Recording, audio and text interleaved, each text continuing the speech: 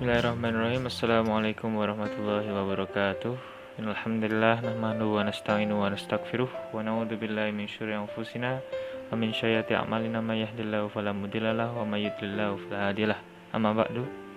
Ya, di sini kami dari kelompok 1 ingin mempresentasikan hasil tugas kami.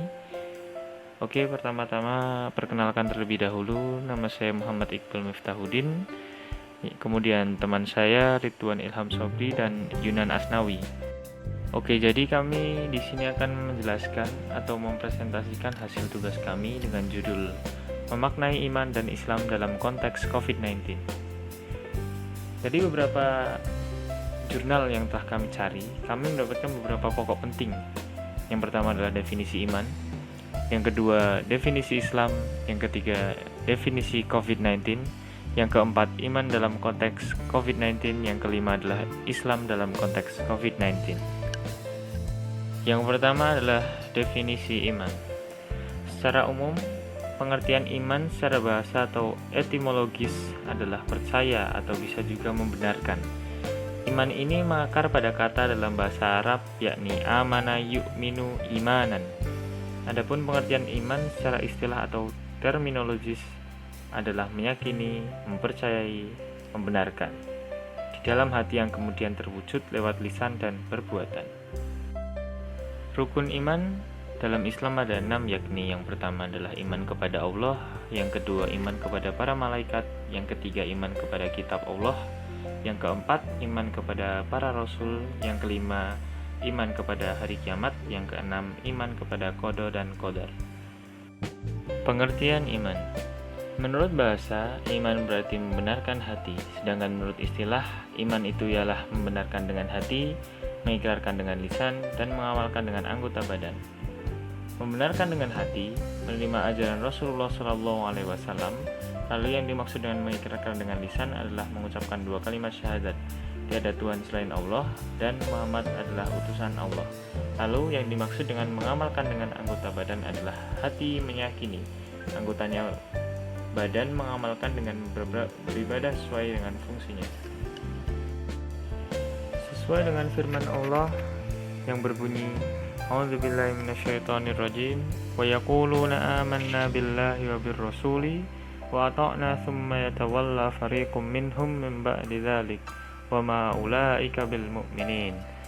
Dan mereka berkata, kami telah beriman kepada Allah dan Rasul dan kami menaati keduanya. Kemudian sebagian mereka berpaling sesudah itu. Sekali-kali mereka itu bukanlah orang-orang yang beriman. Quran Surat An-Nur ayat 47. Ayat ini menafsirkan iman dari orang-orang yang berpaling dari ketaatan dan tidak mau memikirkannya. Jadi sangat jelas bahwa iman itu tidak hanya membenarkan hati dan diucapkan dengan lisan, tetapi juga harus diikuti oleh perbuatan. Apabila seorang membenarkan dalam hati saja tanpa mengucapkan dengan lisan, maka orang itu kafir dan sebaliknya. Definisi Islam. Islam sebagai agama. Islam adalah satu-satunya agama samawi yang ada dan asli.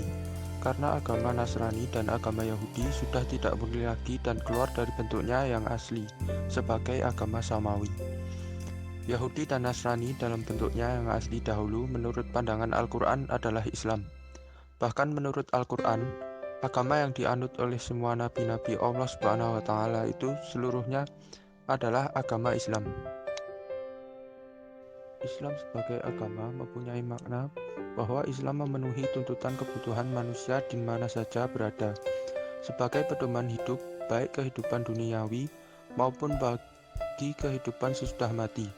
Dimensi ajaran Islam memberikan aturan bagaimana cara berhubungan dengan Tuhan atau Kholiknya, serta aturan bagaimana caranya berhubungan dengan sesama makhluk, termasuk hubungan dengan alam sekitar atau lingkungan hidup.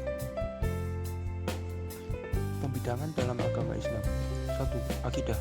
Kata akidah berasal dari akodo, yakidu, akdan atau akidotan yang berarti mengikatkan. Sedangkan secara istilah, pengertian akidah sering disamakan dengan pengertian keimanan. 2. Syariah. Dalam konteks kajian hukum Islam, yang dimaksud syariah adalah kumpulan norma hukum yang merupakan hasil dari tasy'.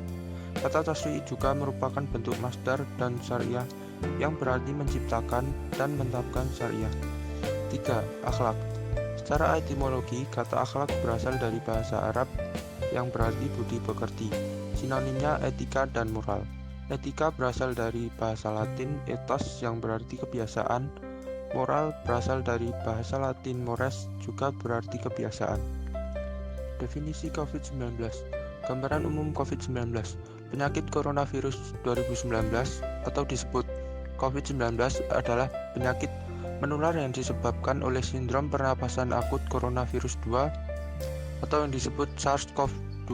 Penyakit ini pertama kali diidentifikasi pada Desember 2019 di Wuhan, ibu kota provinsi Hubei, Cina, dan sejak itu menyebar secara global, mengakibatkan pandemi coronavirus 2019 sampai 2020 yang sedang berlangsung. Iman dalam konteks pandemi. Wabah penyakit dalam Islam disebut at-ta'un. Kelihatannya ada 3 penyebab at-ta'un, yaitu 1 sebagai azab, 2 penyakit dari kalangan jin, 3 siksaan bagi orang terdahulu. Penuraian di atas dapat dipahami bahwa di antara sebab timbulnya at-ta'un yaitu manusia sudah melakukan kerusakan dan membangkang perintah Allah, sehingga Allah menurunkan azabnya. Hal ini tentu saja menimbulkan pro dan kontra, apalagi jika dikaitkan dengan awal munculnya virus ini, yaitu virus COVID-19. Penyakit ini dianggap sebagai siksaan Tuhan, terutama jika dikaitkan dengan kepercayaan, makanan, gaya hidup, dan politik penduduk dan pemerintahan Cina. Menurut ahli ekonomi Hu Xiongdou, 29 di Wuhan mengonsumsi makanan langka dan tidak lazim sudah menjadi budaya. Islam dalam konteks pandemi. Setiap ulama fikih dan juga para pemerhati hukum Islam dengan baik bahwa Allah Subhanahu wa taala menurunkan syariat Islam sesuai dengan tujuan atau maksud yang sangat luhur, baik yang tersirat di dalam semua perintahnya maupun larangannya. Hal ini merupakan hasil dari penelaahan para ulama atas berbagai makna dan rahasia hukum yang ditetapkan Allah, sehingga pada akhirnya mereka menemukan teori Maqasid al-Syariah dalam kurung Asep Arifin 2018. Dalam teori ini, jika perlindungan agama dalam kurung Hafiz al-Din dan perlindungan diri atau hidup dalam kurung Hafiz al-Nafas dihadap-hadapkan, di sebagian ulama lebih mendahulukan perlindungan diri di atas perlindungan agama dalam kurung Supriyadi 2002. Dalam kondisi darurat seperti ini, maka dapat dipahami bahwa perlindungan jiwa manusia harus didahulukan daripada kepentingan agama secara umum. Artinya, beribadah tidak dipaksakan di tempat ibadah seperti dalam kondisi normal, tetapi dapat dilakukan di rumah demi menyelamatkan jiwa setiap orang. Wabah penyakit COVID-19 dalam pandangan Islam. Meskipun wabah penyakit COVID-19 dalam catatan sejarah Islam masih menjadi perdebatan dan kontroversial baik di kalangan ulama, kiai, ustadz, bahkan di media-media sosial, dan cenderung dikait-kaitkan satu sama lain. Namun faktanya wabah penyakit COVID-19 ini memang sangat mirip kasusnya seperti wabah penyakit yang menyerang kaum muslim di masa lalu. Kesimpulan, sebagai umat Islam kita harus percaya dan meyakini sepenuh hati bahwa Allah Subhanahu wa taala menurunkan wabah COVID-19 kepada manusia di dunia ini agar manusia bisa bertaubat dan kembali ke jalan yang benar. Dengan adanya pandemi seperti ini, kita seharusnya berlomba-lomba untuk memperkuat iman kita dengan cara beribadah dan beramal baik. Semua yang telah diberikan Allah kepada umat manusia pasti memiliki hikmah tersendiri, walaupun diberikan sesuatu yang buruk berupa wabah COVID-19. Dari isi presentasi kelompok kami mengambil sumber dari jurnal-jurnal berikut ini. Demikian isi presentasi kami kali ini. Semoga apa yang kami sampaikan dapat bermanfaat bagi kita semua. Jika ada kekurangan mohon dimaafkan, karena kesempurnaan sungguh hanya milik Allah Subhanahu wa taala saja.